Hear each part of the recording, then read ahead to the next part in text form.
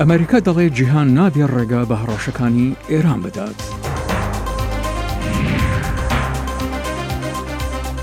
کورد لە پەرلەمانی تورکیا دژ بەلادانی تاوبووە کوردیەکانە لە بەتلیس. پشتگیری لە بەرهەمی خۆماڵی بەرامبەر بە بەرهەمی بێگانە.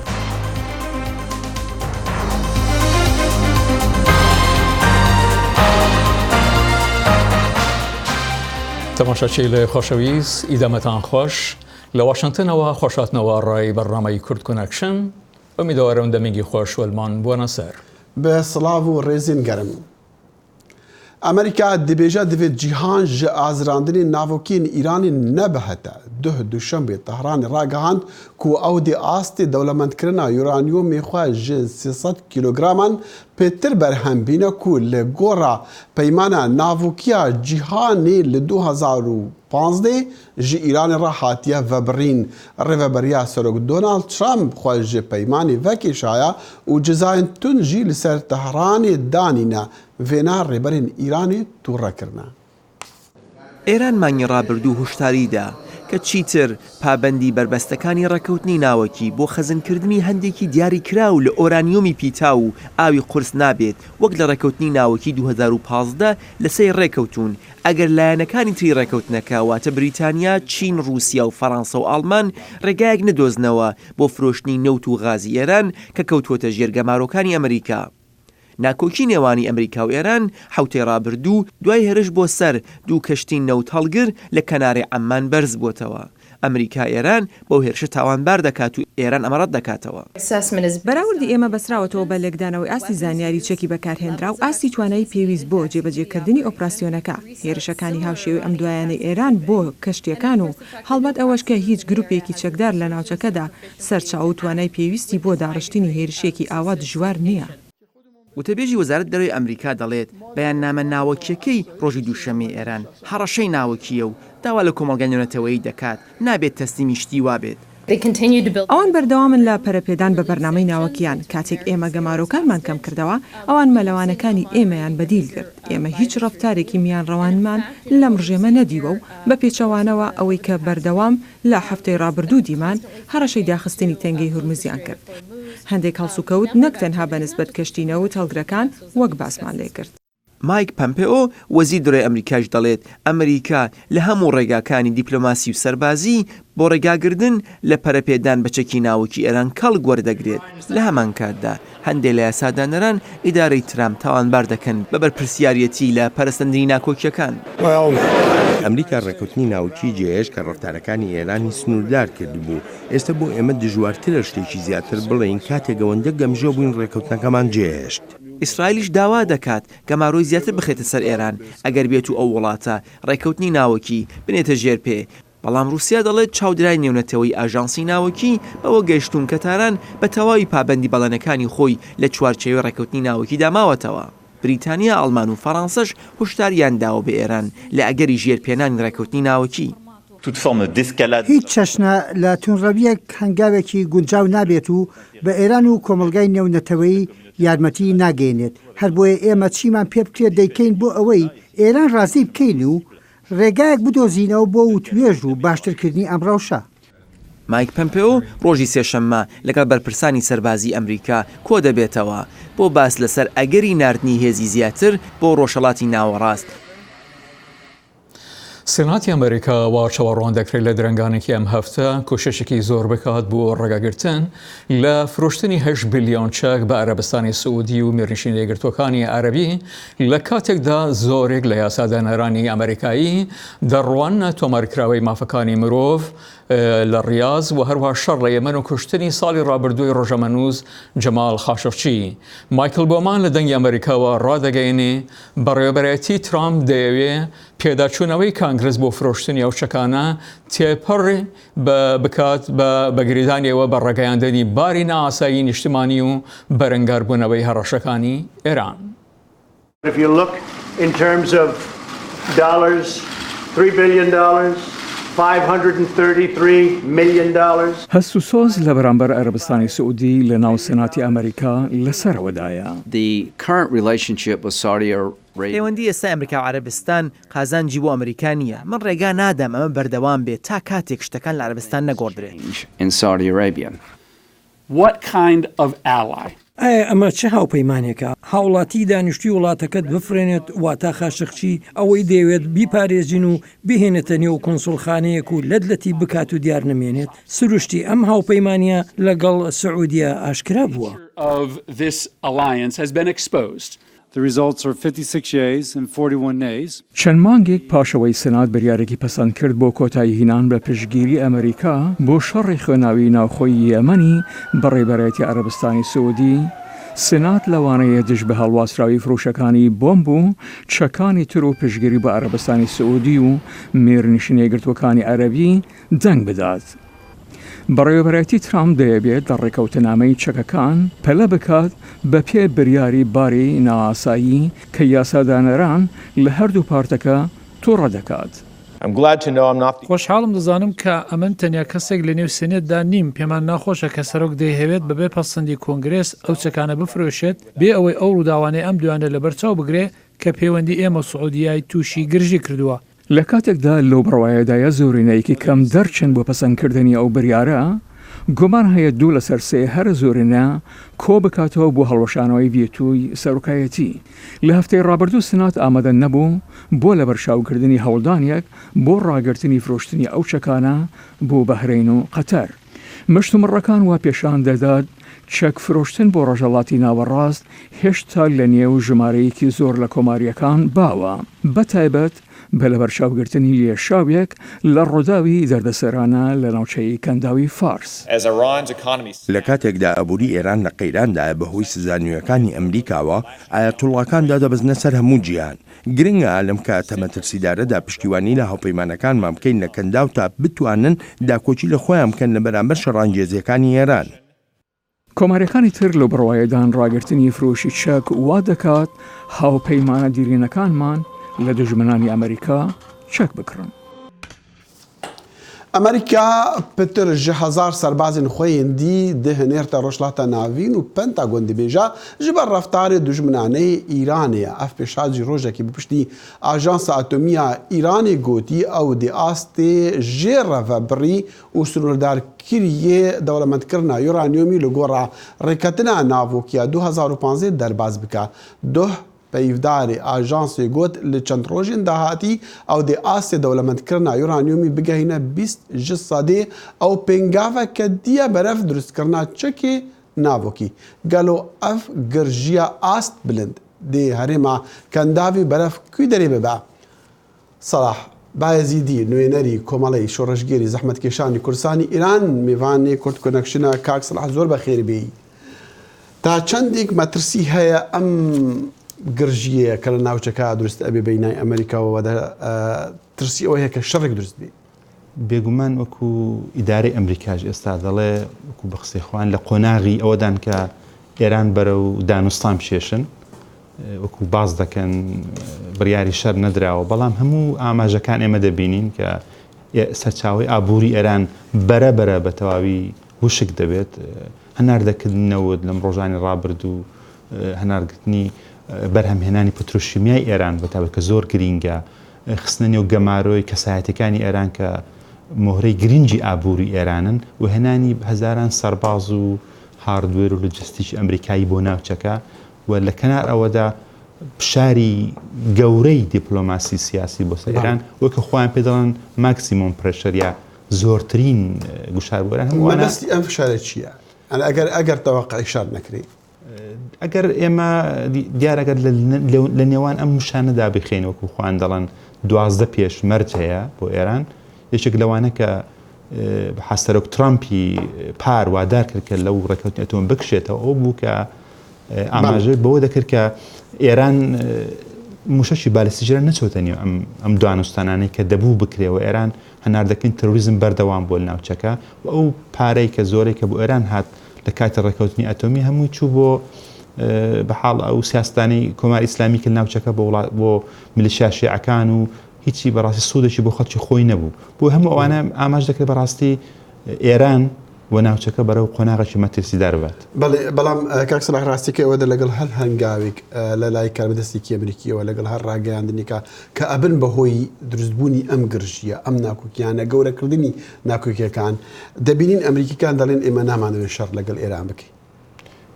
دیارە پێم وانە هیچ وڵاتێک بڵێمە شەڕ لەگەڵ وڵاتێکی دیکە دەکەین بیستەوە لە مێژوودا تەنانەت گەمە لە بیرمان بێ لە 2023 کاتی خۆی ئەمریکا دوجار وادار بوو کە هەڵهێرش کاتی عێراق تا ڕۆژەکانی دوایی هیچ کات هیچ شوێک ڕاگەن نابین ڕسمی بڵێمە ئیعلانی شەڕ دەکەین بە وڵاتێک بەڵام ئێمە دەبێ بەرحاڵ لە کردەوەکان ڕابخێنینەوە کە ئەم گوشارانە بچون لە کەنار ئەوەکە بەرپرسانی ئەمریکایی دەڵێن کە ئەمە شەڕ ناکەین کوتوشیانە هەتا تەنانەت 2 ڕۆژ لەوە پێش لە کەناڵی CBS ئەمریکایی وەزیری دەرەوەی ئەمریکا و بە ئاشکرا کوتی کە بژاردەی سەربازی هە لەسەر مێز هەیە بێت و ئێران بەرحام من نەدا بۆ. ژاپۆنیەکان ئەڵمانەکان دەڵێن ئەو پەلامارەی کە کرا لەسەر تانکەرەکانی نەوت لە کەنداوی عەمان ئێرانیەکان نەبوون. ئایا مەبەستیان چییە؟ مەبەستیان ئەوەیە کە ئەم وەزعا بەرەو خراپتر نەڕواتن لەگەڵ ئێران یان ڕاستە ئێران ئەم ئاکاری نەکردووە؟ دیارم ئەوە کەم بیستومە نەیەکتو ئێران نەبوو کتویانە بەڵگەی تەواو لە بەردەستدانیە کە پشتڕاست بکرێتەوە کە ئێران نەبێ. ئەم ئەمریکاش دیار تەنیا یەک فیلمی بڵاو کردێتەوە کە بەڵام دەڵێ بەڵگەی وەکو بەحاڵ وەزیری دەرەوەکتی بەڵگەی تەواوی دیکەمان لە بەردەستدایە بۆ منش پێم وایە هەموو ئەو کردەوانی ئێران کە لە ماوە یەک مانگە ڕابردودا کردی چ ئەو 4 نەوتکەشەکەی کە لە نێزیکی وڵاتی عۆمان سووتاندی چن ئەو 2 نەوتکەشەکەی گەروی هۆرموز جیا هێرشکردن بۆ دۆنیە بۆ ناوچەکی سەربازی هێزەکانی ئەمریکا و چەند جارێکیش خۆمپارە کەوتەوە بە دەوروبەری باڵێۆزخانی ئەمریکا لە بەغدا هەموو ئەوانە کردەوەهایەکەن کە ئەمریکا خەریکی کۆکردنەوەی بەڵگەی تەواوە کە ئەگەر 2 ڕۆژ بکەوێتە کارێکی نەخوازراویان تێکچوونێکی سەربازی لە دەوروبەری ئێران ڕووبدا بەرحاڵ بەڵگەی تەواوی هەم بۆ کۆمەلگای ئەمریکایی هەبێت هەم بۆ کۆمەلگای نێودەوڵەتی کە بڵێت بە هەر حاڵ بەپێی هەموو هەواڵەکان کە مەجای دانوستاندن ماوە لەگەڵ ئێران بەڵام کاکسرا دەمویست ئەوە بکەم لەگەڵ ڕاگەاندنی بابەتی یورانیوم کە دوێنێ ئەوە بوو ئێرانیەکان داوا لە ئەوروپیەکان بکەن کە یارمەتی دەربن بۆ مۆزوعی ئەوەی کەمکردنی کاریگەری فشار و جزاکانی ئەمریکا ئابلوقی ئەمریکا لەسەر ئێرانە تا چەندێک ئەوروپیەکان ئامادەن یارمەتی ئێران بدەن لەو بابەتەوە ئەگەر لە دوجار ینی ئەوروپەکان ئێستا نەگەیشتن سەر ئەو قەناعەتەی کە ئەو کێشەی ململان لێوان ئێران و ئەمریکا چشتە شەڕێکی نەخوازراو ئەگە بزانن بکەوێتە ئەو ئاستەی کە ڕوبەڕووبوونەوەیەک لە ڕۆژێکدا دروست ببینی ئێران و ئەمریکا پێم وایە ئەوروپیەکان ئەمریکا هەڵدەبژێرن بگوان کە ئەمریکا بازارەشی گەورەترە ئەمریکا وەکو هێزەشی سەرەکی ناتۆیە کە وڵاتانی ئوروپایی دەپارێزێ لە بەڕوسی هەمووانە بۆیە هەموو بەڕاستی کۆمەڵک پەیمانە بە ئێران نەداوە نزیکەی 6 مانگ دەبێت کە قەولان داوە کە سویفت کۆدێک یا بدەن بە ئێران کە بتوان لەو ڕێگای هەندێک بەحاڵ ڕاگواستنی پارەی ئاسانتر کە بخۆی بەڵام بەڕاست نەکەوتۆتە بواری جێبەجێکرد. زۆر سپاس دەسەکانی خۆش زۆر جارێکتر زۆر بەخێربێتەوە دەنگی ئەمریکا سەلاح بایزیدی نوێنەری کۆمەڵی شۆڕەشگیری زەحمەتکێشانی کوردستانی ئێران میوانی کورد کۆنەکشن بوو سەرۆک دۆناڵد ترامپ دێ ئیرۆ سێشەم کەمپێنا نو هەڵبژاتە ناخوا ji بۆ گەڕا دوام یا سەرۆکاتیە دەست پێ بکەن لە ئۆستانی فلۆریدا کو دێ ببە مەیدانەکە گەرما بەرێکانیە سەرۆک ترامپ بیهیڤە کو ئەمریکی وی هەڵبژێرن ji ber ڕەوشە باشیە ئابووری لێ چەندین ڕاوەرگرتن خۆیا دەکەن کو ڕێژەیە حەزکردنە ئەمریکیان ژوی ڕا کێمە. فڕۆکەکەی سەرۆک دۆناڵد ترامپ بۆ هەڵمەتێکی گردبوونەوەی بەم دواییانە لە پەنسیلڤانیا نیشتەوە ئەو شوێنەی کە ئەستانێکی سەرەکی دەبێت بۆ هەڵبژاردننی ساڵی 2020 واتە ئەو شوێنەی سەرۆک ترامپ لە ساڵی 2016دا بە زەحمەت سەرکەوتنی تێدا تۆمار کرد. سیاست جیانێکی شێتانەیە بەڵام کاتێ باشترین ئاماری کارت لە مێژوودا هەبێت و هەروە کەمترین ئاماری بێکاری هەبێت و باشترین ئابووریش ئەوەی هەتا ئێستا باشترین بووە کەواتە چۆن ئەم هەڵبژاردنە دەدۆڕێنی وایە یان نا. ڕێکلامێکی نوێی تەلەڤیزیۆنی سەبارەت بە هەڵمەتی سەرۆک ترامپ کە بە ڕۆژێک بەر لە دەستکردن بە هەڵمەتی هەڵبژاردنەوەی بڵاو کرایەوە تێیدا دەستکەوتەکانی سەرۆک ترامپ وە بیردەنگدەران دێنێتەوە و ڕێکلامەکە دەڵێت دووبارە ئێمە ئەمریکا مەزن دەکەینەوە سوپاسان دەکەم.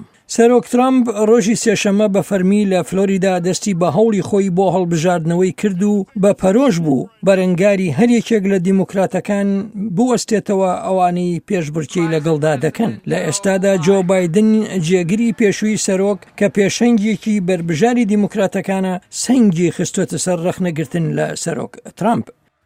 He's a threat, in my view, a threat to our core values. ترامپ هەڕەشەیە بۆ بەهاکانمان و سەرۆکایەتیەکەی بۆ 4 ساڵ لادانە لە مێژووی وڵاتەکەماندا. جا 8 ساڵی حکومڕانی ترامپ بە ئەندازەیەکی زۆر وڵات دەگۆڕێت، هەروەها چۆن جیهان تێمان دەڕوانێت. بە گوێری ڕاپرسیەکانی سەرانسەری وڵات دەرفەتێکی باڵەدەستی دەرەخسێت بۆ جۆ بایدن و هەندێکی تر لە دیموکراتەکان بەسەر سەرۆک ترامپدا. هاوکە سەرۆک ترامپ ئەو ڕاپرسینانی نێوخۆی ڕەت کردەوە کە ئاماژەیان بەوە کردووە سەرۆک لە دوای جۆ بایدنەوەیە و هەروەها ژمارەیەکی دیکەی دیموکراتەکان لە ستانە سەرەکیەکاندا ئەوەش بە جیاوازیەکی زۆر. ڕاپرسیەکانی سەرۆکایەتی لەم کاتەدا دەشێت جێی متمانە نەبن بە گوتەی مات دەیڤید. هەروەک لە ساڵی 2016دا بینیمان ڕاپرسیەکان و پێشبڕکێکان لە ناکاودا دەگۆڕدران. بەڵام بڕام وایە کە سەرۆک ترامپ لە سەرێتیدان بە واقعەکەیدا بنێت و بڵێت کە ئەو لە دواوەیە. بەڵام گرنگە بۆ دیموکراتەکانیش کەلەوە تێبگەن کە ئەو ڕاپرسیانە ڕەنگە لە ناکاودا گۆڕانکاری گەورەیان بەسەردا بێت. وێڕای ئابوووریەکی بەهێز ڕیزبەندی ڕەزامەندی لە کارەکانی سەرۆک بە گوێرەی ستاندەردی مێژوویەکان لاوازە. لاری سەباتۆ لە زانکۆی ڤەرجینیا دەڵێت بۆ بەشێکی زۆری ماوەی سەرۆکایەتی ترامپ ئاستی ڕەزامەندی هاوڵاتیان لە کارەکانی لە ئاستێکی نزمدایە. ئەگەر ئێمە خۆمان بە ڕاپرسیە گشتیەکانەوە بەستینەوە دەکرێت بڵێت هیچ شتێک نەگۆڕاوە، چونکە ڕێژەی ڕاپرسیەکانی سەرۆک ترامپ لە سەروسیەوەیە و لە ناوڕاستی چلەکاندایە، ئەمەش بە درێژایی ماوەی سەرۆکایەتیەکەی. ڕاپرسیەکان ئاماژەی ئەوە دەدەن کە هاوکاتی ئەوەی سەرۆک ترامپ بە ئەندازەیەکی زۆر جەماوەری خۆی دڵخۆش کردووە، بەڵام هێشتا دەبێت سەرۆک ڕێگەیەک بدۆزێتەوە بۆ ئەوەی بنکەی پشتیوانی سیاسی بۆ خۆی بەرین بکات. ئەگەر سەرۆک ترامپ بیەوێت دەرفەتەکانی خۆی بۆ هەڵبژاردننی 2020 بەهێز بکات. پاش هەڵبژاردننی شارەوانی نوێی لەلایەن ئاکاپەوە بۆ سانی بەتلیس، تابلۆ کوردیەکان لەسەر ساختمانی شارەوانی و ناوەندی شارەکە لادران. کاردانەوە دژ بەو کارە لە نێو کووردە لە چوونەسەرەوەدایە و خاڕامەدەی نووسەری ناوبانگی کورد فەقی حوسێن ساغنیچ کە ڕۆناکبیرێکی ناوبانگی کووردە لە بەتلیس سەردانی پەرلەمانی تورکیا کردووە و لەگەڵ نوێنەرانی ئاکاپە، جەهەبە، هەدەپە و پارتیە سەعادەت کۆبەتەوە بۆ بێزاری دەربڕین دژ بە چوونەتی هەڵسوکەوتکردن لەگەڵ زمانی کوردی. Ederim, bağırırım, çağırırım, orada her şey yaparım. Şaradere Bitlisê û Tatwanê Partiya Dade û Pêşketinê AKP çend roj berê li van şaredariyan tabeleyên Kurdî daxistbûn xwarê. Ev tabeleyana berî şaredarên AKP ji aliyên şaredarên Partiya Demokratîk ya gelan HDP ve hatibû daliqandin. Malbata zimanzanê Kurd Feqî Hüseyin Saniç ku bi xwe xelkên Bitlisê ne. Li ber daxistina van tabeleyan nameyek ji şaredarên AKP'yê Bitlisê ra nivîsîn û daxwaz kirin ku ev tabeleyên ku hatine daxistin dîsa ciyê xwe da bê daliqandin. Du kurê Feqî Hüseyin Saniç, Azad Saniç û Ferhat Saniç li Meclisa Tirkiye pêkva serdana parlamenterên AKP Cemal Taşar, parlamenterên CHP Yıldırım Kaya, parlamenterên HDP Kemal Bülbül û parlamenterên Partiya Saadetê Cihangir İslamoğlu kirin. Azad Saniç ji bo dengê Amerîkayê ev serdanên xwe wiha ragihand. Me nameyekî ji belediya şaredariya Bilîsê ra şand ser tabeleya Kurdî koçirva avêt ne erdê. Debî qasê dîsa em malbata Feqî Hüseyin Saniç her du kurî wî Azad û Ferhat em hatine parlamentoyê ev hatina me ji bo ku nava Tatwan û nava Bilîsê de gava ku ji bo fesadiyê hatiye avêtin ev fesadî bêne tefsandin. Parlamenterên AKP Cemal Taşar di vê hevdîtinê da daxuyandiye ku wê li ser vê meselê bisekinin. Ji bo daliqandina van tabeleyên Kurdî, Taşar ji malbata Feqî Hüseyin Saniç ra gotiye ku sebir bikin dê nêzik da dibe ku çareseriyek jî bibe. Malbatê bi parlamenterên CHP Yıldırım Kaya ra jî hevdîtinek çêkir. Kaya piştî hevdîtinê ji dengê Amerîkayê ra nêrînê xwe wiha diyar kir. Ez bang li bajirvanê Bitlisê dikim ku van nivîsên Kurdî carekê dên daliqîn. Da ku gelê Bitlisê ji terelê çepkê xe. Eger bixwaze dîrok bi başî navêtî tomar bike vê yekê bi cî bîne. Ne bi înkarkirina çanda xwe dikeve nav dîrokê. ئەف حرەکەتی نگاتیڤ بکێری هیچ کەسێکی ناین ئاستەنکردنا مافان خواردنە حەقان بەس دێجڤاکێدا فیتنە و فەسادیە دکن ئەڤانە تشتێ ڕاست نینن ڕاکردنا van tabeliyan li şaredariyan rastexîneka kêşeya Kurdî careka dinê li Tirkiyê diyar kir. Hêjî em dibînin ku li gelek ciyan kêşeya zimanê Kurdî û perwerdeya zimanê Kurdî berdewam dike. Daxwaza malbata Feqî Hüseyin Saniç ew e ku ev kêşe çareser bibe. Eyüp Demir, Deng Amerika, Ankara. لشکری ئەمریکی شاهەیە هەفتی سالیە ئاوێتنە شیناهیان لە ئەسمانی بەرلینی گێڕا ژەنەراڵی ئەمریکیەک و بەری هەفتی ساڵان بچاوێن خوا دیتی دەما لە شوونا بمبان فڕۆکان شیرناهی بەرداین خوارێ. ساڵی 1949 بوو کە دەستی بە کردداری لیتل ڤتێلز کرد کە لە ڕێگای پەراشۆتی بچووکەوە 23 تەن نقل و شیرین بۆ مناڵانی بەرلین فڕێ دەرایە خوارەوە کردارەکە کە لە ساڵی 1940 دەستی پێکرد وەرچەرخانی بوو لە شەڕی سارد. فڕۆکە جەنگیەکەی کۆلۆنێل گاڵهاڵفۆرسینی ئەمریکی ڕۆژگارێک لە ئاسمانی بەرلیندا لە بری خووە ئەزەلیەکەی فڕۆکەی جەنگی ئەو بەدەیان تەن نەستەلە و شیرینی بۆ منداڵانی بەرلین فرێداوەتە خوارەوە بەبێ ئەوەی سەرکردایەتەکەی ئاگدار بن. لە گەشتی فڕینەکانم گەڕابوومەوە کۆلۆنێل هاون بەرپرسم بوو پرسی چی دەکەی لە ئاسمانی بەرلین وتم لەبەر خاتری ئاسمان نێرم هان سەرکردەم بوو لە پردی ئاسمانی هەڵفێڵد لە ستانی یوتا پێم وت من وەک شێت دەفڕم دەمزانی ئەو زانیاری هەیە وتم دەزانی شیرینی بەردەدەمەوە بۆ منداڵانی بەرلین پرسی ڕەزامەندی دۆرگرتووە بۆ ئەو کارە وتم نەخێر گەورم پەیمانمدا بوو بە منداڵەکان تا شیرینیان بۆ هەڵدەمە خوارەوە کاتی ئەوەش نەبوو مۆڵە دووەربگرم ئیتر بە پێکەنینەوە وتی ئەوە پاساو نییە بەڵام وتیشی بەردەوام بە لەوەی دەیکەیت. چیرۆکی ئەفسەرە شیرینی هاوێژەکە لای خەڵکی بەرلین چیرۆکێکی دیرۆکی سەردەمی شەڕی سەردا کە لەلایەن رووسیاوە گەمارۆ خراپبووە سەر بەشی خۆرئاوای بەرلین.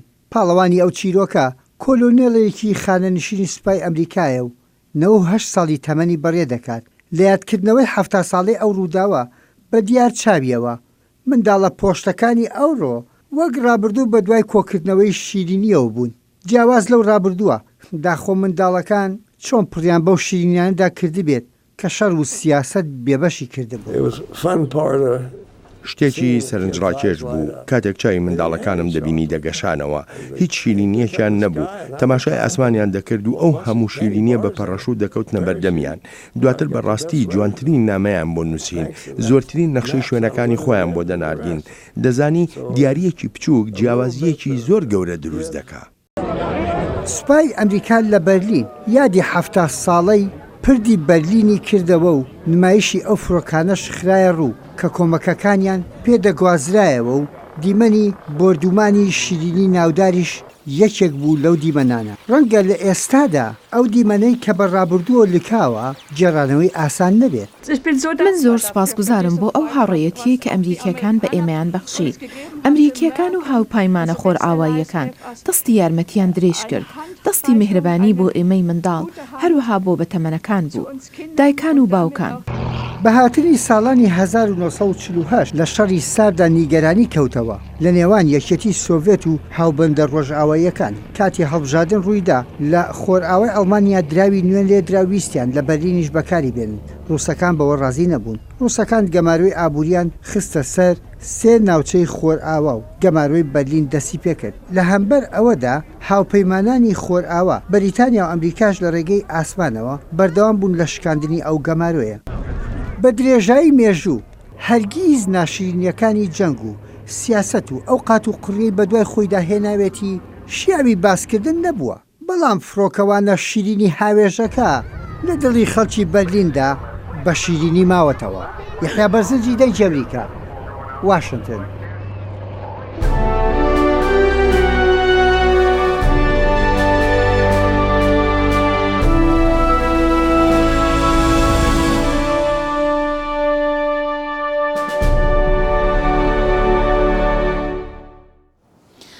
یونس عەبدولخالق پیرەمەردێکی ئاسنگەرە کە نزیکەی 55 ساڵە لە شاری سلێمانی چاقۆ دروست دەکات لە کاتێکدا هاوڵاتیان باس لە کارامەیی چۆنێتی دروستکردنی چاقۆکانی دەکەن بەڵام پشتی هاوردە لە بازاڕەکاندا مەترسی بۆ سەر بەرهەمەکانی دروست دەکەن.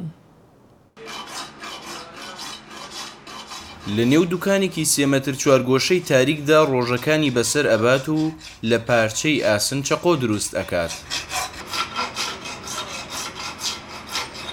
ئەمە پیشەی وەستا یونسە لە شاری سلێمانی کە بۆ ماوەی زیاتر لە 50 ساڵە خەریکی ئاسنگەریە. وەستا یونس لە نێو پارچە ئاسنەکاندا دائەنیشێت و بە خۆشەویستیەکی تایبەتەوە بۆ کارەکەی بۆ چەندین کاتژمێر خەریکی دروستکردنی چەقۆ و کۆمەڵێک کەرەستەی ترە. ئیتریشی چەقۆ بە هەموو بابەتەکانیەوە چەقۆی گیرفانە، چەقۆی ماڵە، چەقۆی قەسابیە، چەقۆ بۆ ماڵانە، بە تیشکردن و بە دووسکردنیەوە. ئێتر جاران ئیشەکەمان باش بوو، فرۆشی هەبوو، بەڵام ئێستا بە بۆنێەوە چەقۆی بازاری سینی و تورکی زۆر بووە لە وڵاتە، چەقۆی ئێرانیش زۆر بووە، چەقۆکە ئێمە سەفیاتی کەم بۆتەوە. وەستا یونس کارامەیە لەوەی دەیکات و خەڵک شاهێدی بۆ ئەدەن، بەڵام هاوردەکردنی چەقۆ لە وڵاتانی دراوسیەوە مەترسی بۆ سەر پیشەکەی مام یونس دروست کردووە و خەڵک چیتر وەکو جاران سەردانی ناکەن. لەگەڵی ڕاهاتوو تا ئێستا و تر بژێوی ژیانیشم لەسەر میشەیە، تر وردەوە تا توانام هەبێ هەر ئەڕۆم لەگەڵی و من حەزیشم ئەگەر چەند کەسێک فێری ئەم ئیشە بن، چونکو ئەمیشە وردە بەرەو پوکانەوە ئەڕوا. ئێستا لەم شارا وەسیاتیان نەماوە چەقۆی دووچکە، بەزەوەی حازرێنن لەو لاو لە سینەوەی هێن و لەم لاو لە ئێرانەوە هێن و ئێستا ئێمە خۆمان لەگە وڵاتەکە چوار وەسایەتیا وایە چەقۆی دووچکەدایە و وەزعەکە بەم جۆرە نابوو. بەسەربردننی چرکەکانی ژیان لە نێو ئاسنگەریەکدا و سەر و سەودا لەگەڵ پارچەی ئاسندا بە هەموو کەس ناکرێت و پێویستی بە خۆشەویستی وەستاکەی هەیە بۆ هونەرەکەی. کەسێک بێ فێری ئەمیشە بێ بە ساڵ و 2 ساڵ فێر نابێ، ماوەیەکی زۆری بێت کەسێک بێ فێر بێ بە تەواوی فێر بێ، چونکو ئەمیشە یەکشت نییە مەسەلا چۆنەتی بۆ پۆلی یەک کتێبێک بخوێنیتەوە و فێری بی، ئەمیشە وردە. گەرچی ئەو چەقۆیانی لە دەرەوەی وڵاتەوە هاوردە ئەکرێن نرخێکی هەرزانتری هەیە، بەڵام ئەو هاوڵاتیانی سەردانی مام یونس ئەکەن دەڵێن کە ئەو چەقۆ خۆماڵیانەی لێرە دروست دەکرێن زۆر باشتر و بەکەڵترن لەوانەی هاوردە دەکرێن. ڕێباز مەجید، دەنگی ئەمریکا، سلێمانی. هەلبەتە جانی سەسکاریان و هەرزانیا بەرهەمێن نوێن سەسکاریە کارنەوەکی ویمامێ ئاسنگەر دێ بەتاڵکەن بەخاڵنابن هەتا بەڕنەمەکە دیاکوت کونەکشن هەر شاد و بەختەوەر بن و خدا حافیز بمینە خۆش.